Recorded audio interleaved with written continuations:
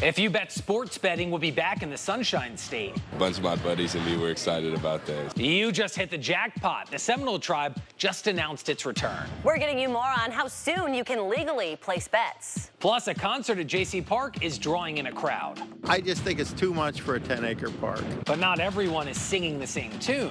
Why residents are drawing attention to demolition plans and this. It's not just Netflix anymore. Streaming services have taken over your TV and your bank account. Every app adds up fast. In tonight's cover story, I get you more on how to save on streaming. When your News at 7 starts in just 45 seconds. Live from ABC 7, this is News at 7. I think they get a lot of people to use it down here.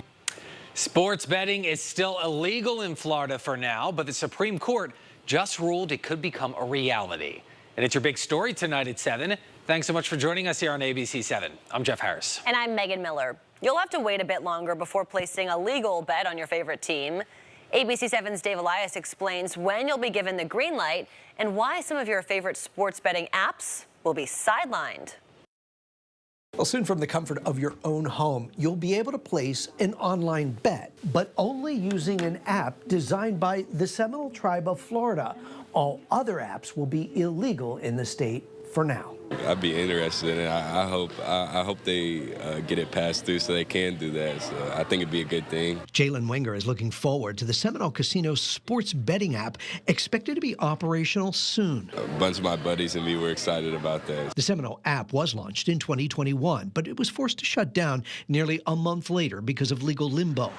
On November 1st, the U.S. Supreme Court ruled that a deal between Florida and the Seminole Tribe promising millions of dollars was legal and could proceed. If other states are any measure, it will be a popular and likely successful addition to the Seminoles gaming offerings. Florida now set to join 30 other states where online sports gambling is legal. It would be less expensive and people could just do it from their home while they're watching it on TV, so it would be way more effective in that sense. Would you be willing to wager a couple dollars? I would be willing to wager a couple dollars every now and then. The Seminoles will expand gambling at all 6 of their sites, including the Immokalee Casino, adding craps, roulette, and online betting. Now, the Seminole Casino would not say when the app would be up and running, but we do know that you can walk into the Immokalee Casino on December 11th and place a bet. Dave Elias, ABC 7. Let's get you more tonight. It's perfectly legal to gamble in another state, even if you aren't from there. Over 30 states and D.C. have all legalized in-person sports betting. Those are the states you see in red here. Only 25 states have legalized online sports betting. Even if you're using your phone to gamble, you still physically have to be in that state. The problem for us here in South Florida is it would take about 6 hours just to reach the next state. A lawsuit challenging the decision is still pending in the state Supreme Court. Tonight, we have a heartwarming update to share with you. DeSoto County Toys for Tots is on its way to getting back on track after someone stole gifts donated for children.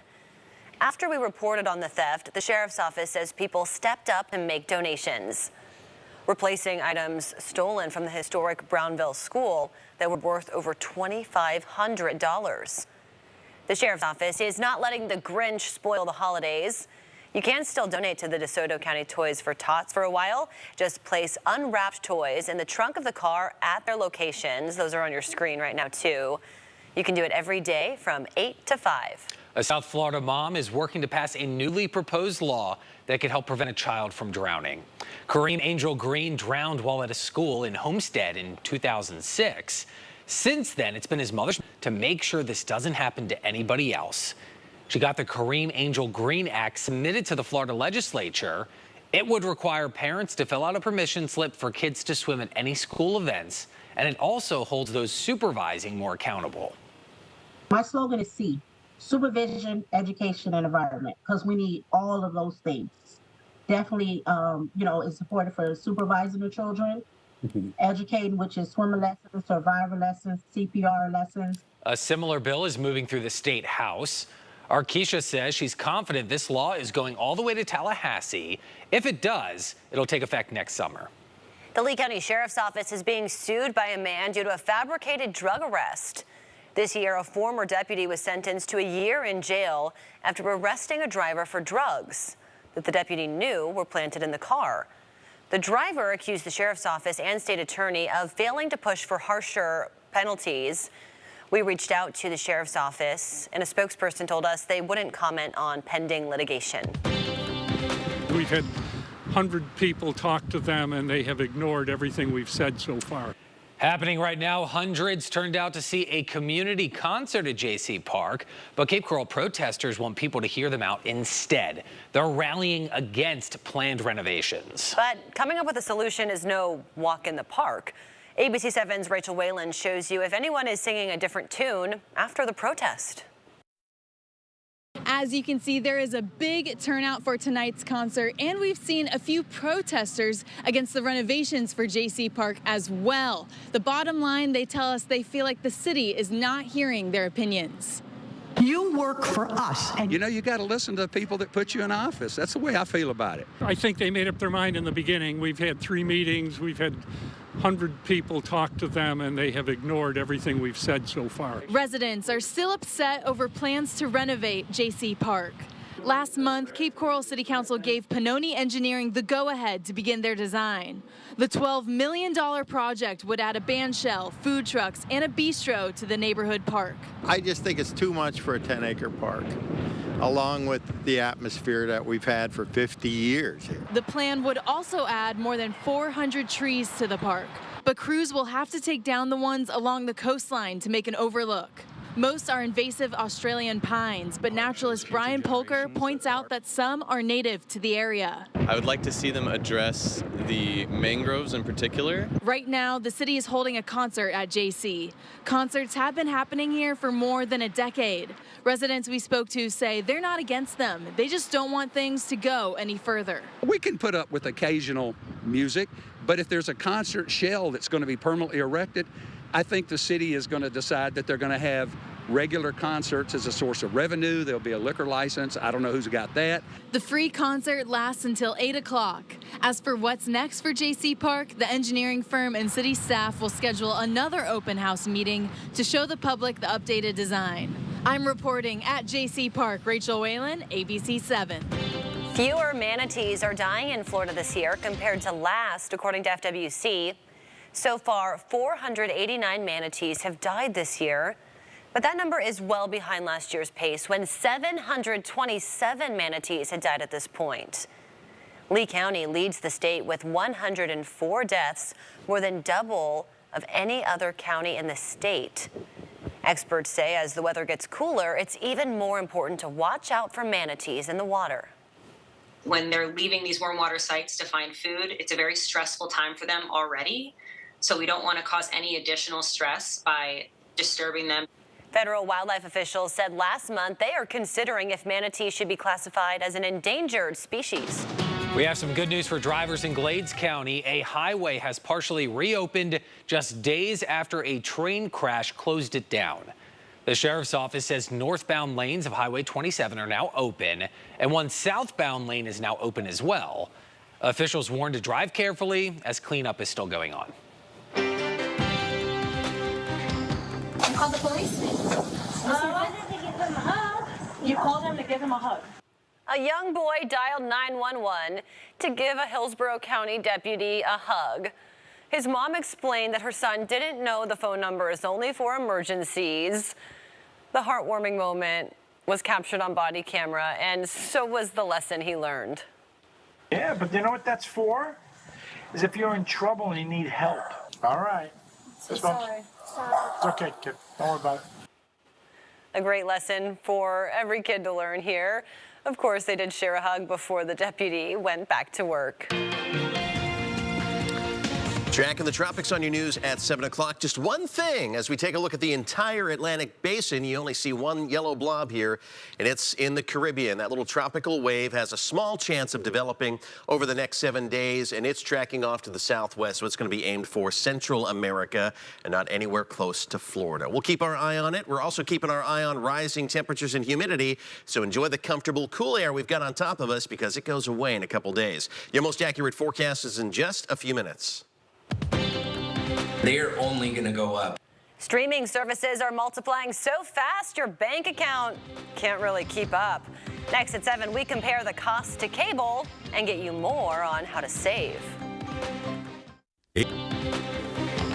When you turn on your television, do you watch traditional cable? Or do you put on a streaming service like Netflix or Hulu? They have transformed the way we watch TV. But for many, the number of streaming services is getting overwhelming. I have Netflix, Paramount Plus, Peacock.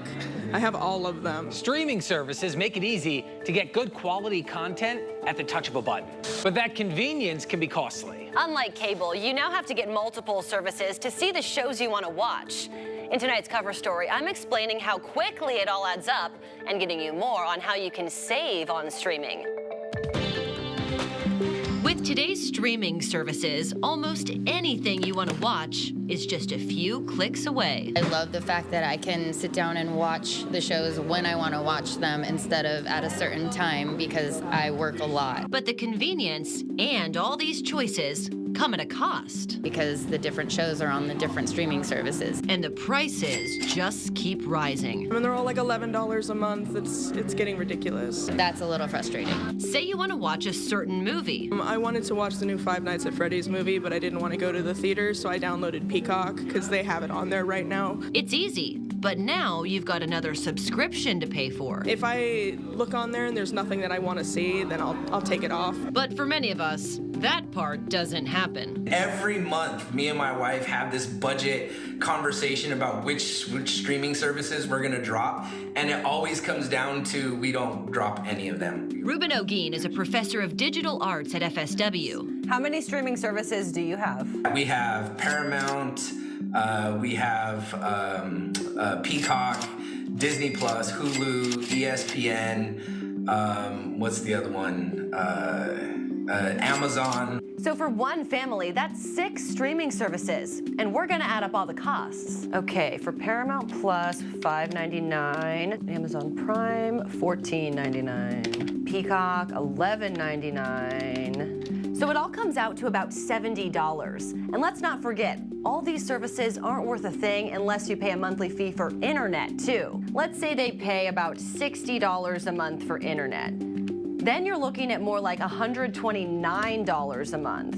Compare that to the average price of basic cable. According to CableTV.com, that's about $80 a month. It is possible to get into well over $200 a month. Ogeen thinks it's time to take a second look at antitrust laws meant to protect consumers. What's happening now among streaming services is a very similar discussion that we had back in the 1930s around the antitrust violations of the oligopolies of the studio system. He points to big companies getting more control over the streaming market, from creating content to distributing it and buying up other services. HBO bought Cinemax, Disney bought Hulu. So all of these sort of consolidations happened, and they realized that they had the majority market share and they could basically dictate the rules to the consumer. In the future, Ogeen predicts more mergers. You're gonna see like companies like Sling and companies like Xfinity that are now going to start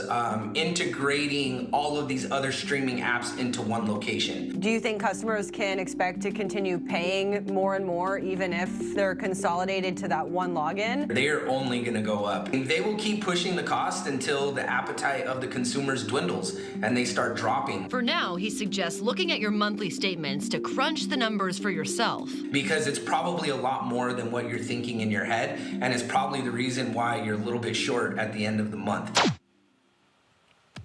Let's get you more tonight. If your streaming services are on auto pay, you don't have to worry about due dates, but that also means you might forget what you're paying for and overlook the charges.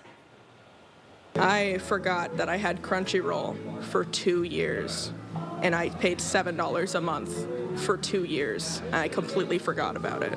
That is $168 that could have been used somewhere else. It happens, though. One way to avoid this happening to you is downloading apps that track your subscriptions. Rocket Money and Bobby are just a few options. Ogeen also suggests checking for free options to stream something before buying a new subscription. Now, the ABC 7 forecast.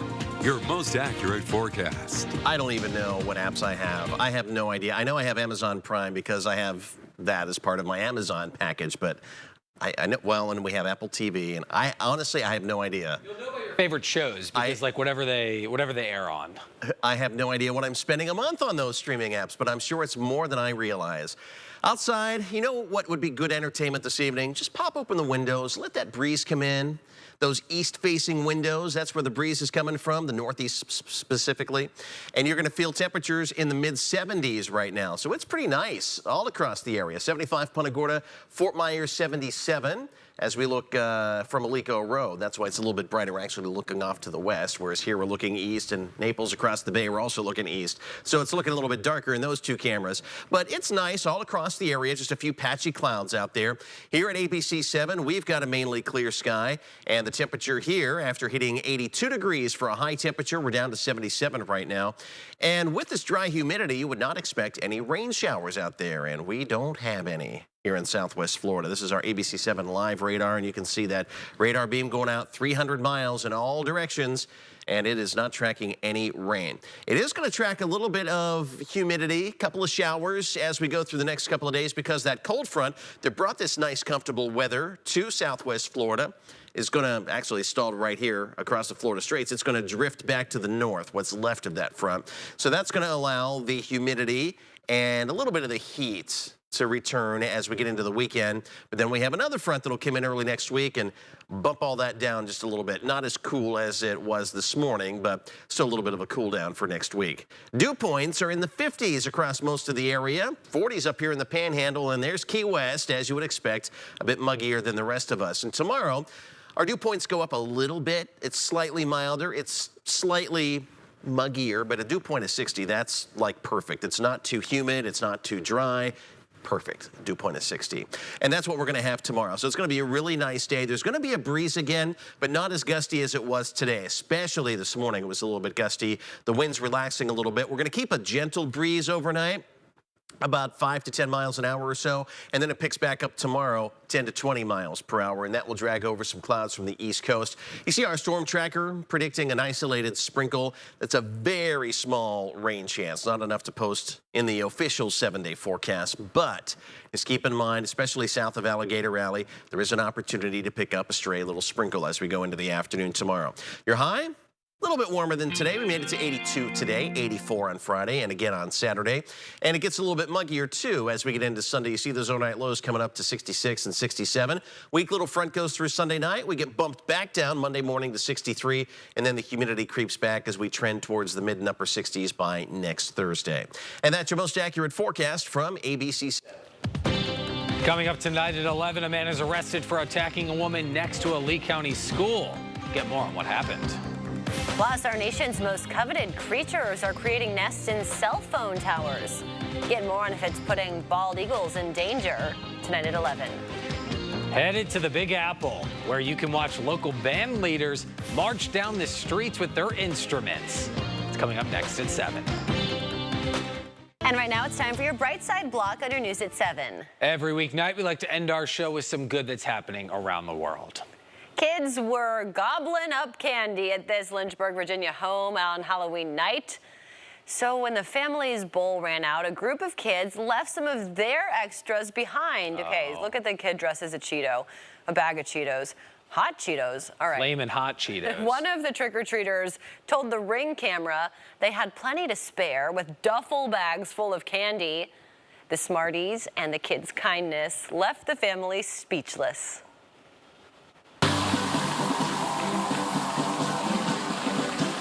Three band directors from Southwest Florida were selected to participate in the Macy's Thanksgiving Day Parade.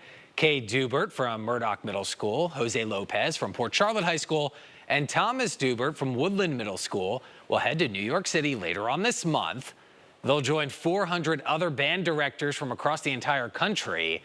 The Saluting America's Band Directors Parade entry will highlight the people who teach music and life lessons to our kids. That is really cool. And I don't know about you guys, but I watch that every year. Have you ever been to one of those parades, like with those gigantic balloons, like in person? In Philadelphia, yeah. Yeah. The first thing I ever did on television when I worked in radio in Pennsylvania was I co-hosted one of those parades on TV. Cool. I had a goatee at the time. Imagine that.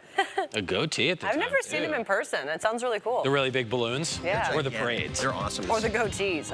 Or the goatee, yeah. We've never seen the goatee with JP. Not on JP, anyway. That's pretty awesome, too. They won't let me have it here again. Me either. It'd be gray now anyway.